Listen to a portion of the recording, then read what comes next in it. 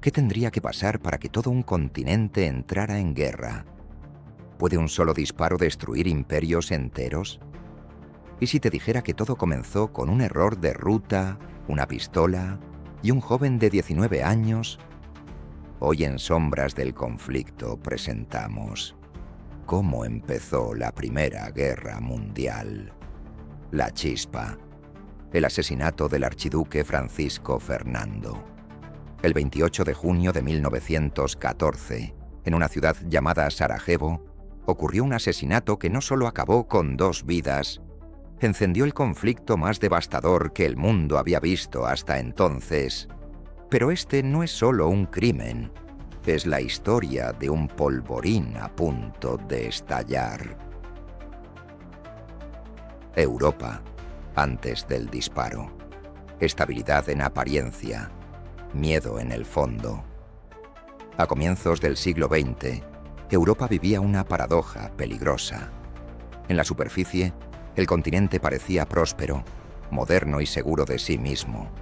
Las industrias crecían, las ciudades se expandían y los avances tecnológicos alimentaban la idea de progreso ilimitado. Sin embargo, bajo esa fachada optimista, se escondía una profunda inseguridad colectiva. Las grandes potencias europeas desconfiaban unas de otras, competían por colonias, por influencia política y por prestigio internacional, mientras firmaban alianzas defensivas que, lejos de garantizar la paz, hacían que cualquier conflicto local pudiera transformarse en una guerra generalizada. Cada país se armaba hasta niveles nunca antes vistos, convencido de que la guerra era inevitable, aunque nadie supiera exactamente cuándo ni cómo comenzaría. A este frágil equilibrio se lo llamó paz armada. Una paz sostenida no por la cooperación, sino por el temor mutuo. La pregunta ya no era si habría guerra, sino qué evento sería capaz de romper ese delicado balance. El Imperio Austrohúngaro, un gigante que se resquebrajaba desde dentro. El Imperio Austrohúngaro representaba como ningún otro las tensiones de la Europa de la época. No era un Estado-nación homogéneo, sino una compleja construcción política que agrupaba a pueblos muy distintos bajo una misma monarquía. Alemanes y húngaros ocupaban las posiciones de poder, mientras checos, croatas, eslovenos, serbios, polacos e italianos se sentían marginados y sin voz. Este desequilibrio alimentó el crecimiento del nacionalismo, una fuerza política explosiva que cuestionaba la legitimidad misma del imperio. Cada grupo étnico aspiraba a la autodeterminación, a tener su propio estado, su propio destino, y veía a Viena como un obstáculo que debía ser superado. El heredero al trono, Francisco Fernando, era consciente de esta fragilidad. De hecho, planeaba reformas para otorgar mayor autonomía a las nacionalidades del imperio.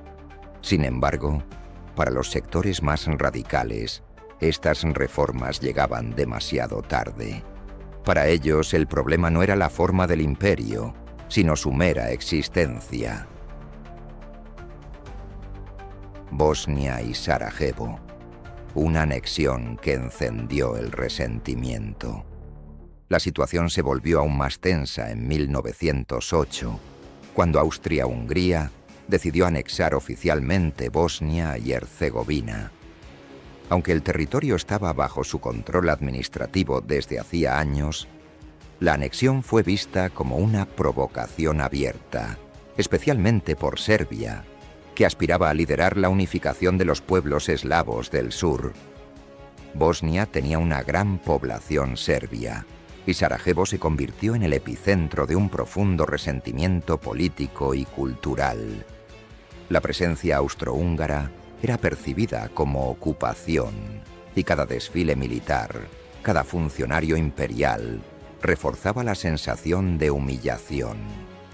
En ese contexto surgieron organizaciones clandestinas que defendían la violencia como herramienta política.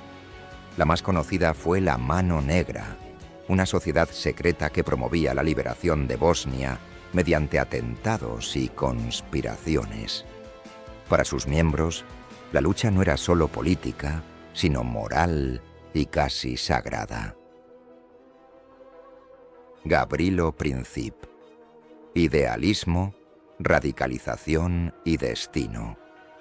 Gavrilo Princip no era un criminal común ni un mercenario.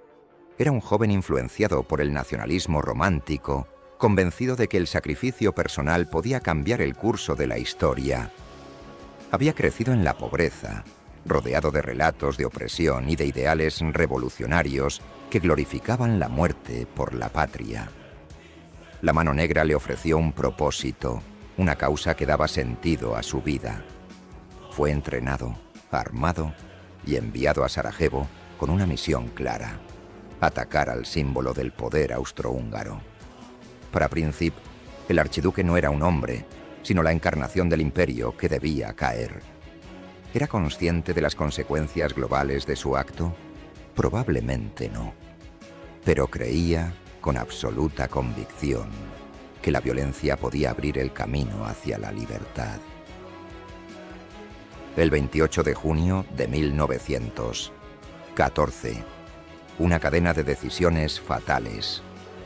La visita de Francisco Fernando a Sarajevo fue una sucesión de errores estratégicos.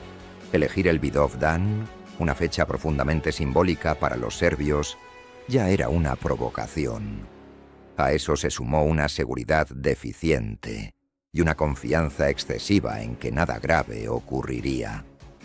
El primer intento de asesinato fracasó cuando una bomba no alcanzó su objetivo. El atentado pudo haber terminado allí. Sin embargo, el archiduque decidió continuar con el programa, incluso visitar a los heridos del ataque, desoyendo las advertencias sobre el peligro. El error de ruta fue el golpe final. El coche se detuvo frente a Gavrilo Princip, quien no esperaba una segunda oportunidad. 2 disparos bastaron para cambiar la historia. Sofía murió casi de inmediato y Francisco Fernando, herido de muerte, agonizó durante minutos que parecieron eternos. De Sarajevo al mundo, cuando la chispa encendió el polvorín. El asesinato no fue interpretado como un hecho aislado, sino como un desafío directo al prestigio y la autoridad del imperio austrohúngaro. Viena consideró que no responder con dureza significaría aceptar la decadencia del imperio. Serbia fue señalada como responsable, aunque las pruebas fueran ambiguas. El ultimátum enviado a Belgrado fue deliberadamente inaceptable. Serbia cedió en casi todos los puntos, pero se negó a renunciar a su soberanía judicial. Esa negativa fue suficiente para justificar la guerra. A partir de allí, el sistema de alianzas transformó un conflicto local en una guerra mundial. Rusia apoyó a Serbia.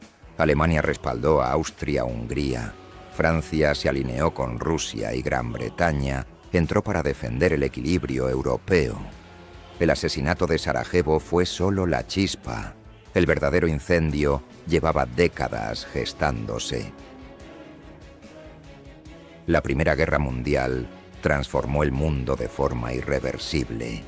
Millones de muertos, imperios destruidos y el fin de la ilusión de que la diplomacia bastaba para evitar una catástrofe global.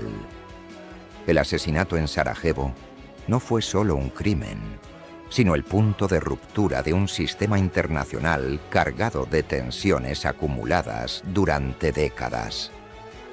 Gavrilo Princip murió convencido de haber servido a su causa, pero su acto desató una violencia sin precedentes que marcó el siglo XX. Si quieres seguir explorando cómo nacen los grandes conflictos y las sombras que deja la historia, suscríbete al canal Sombras del Conflicto. Hasta la próxima.